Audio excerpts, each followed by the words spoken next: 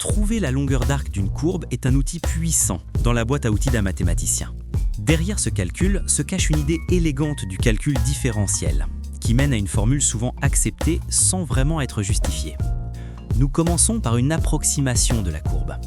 À chaque pas infinitésimal le long de l'axe des x, il existe un changement correspondant sur l'axe des y, déterminé par la nature même de la fonction en ce point.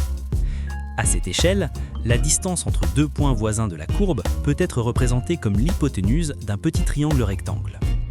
Et si l'on additionne une infinité de ces petites hypoténuses, on obtient la longueur totale de l'arc entre deux points. Appelons-les A et B. Mais un problème se pose.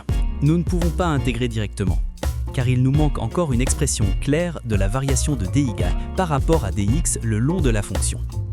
La clé réside dans la dérivée. Rappelons que dy sur dx est égal à f' de x, la dérivée de la fonction. Cela nous permet de réécrire dy en termes de f' de x et de dx.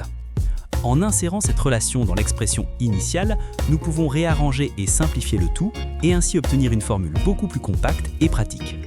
C'est ce qu'on appelle la formule de la longueur d'arc.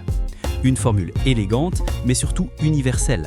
Elle s'applique à une multitude de situations réelles, que ce soit en ingénierie, en économie, en physique ou dans tout domaine où mesurer avec précision la longueur réelle d'une fonction est indispensable.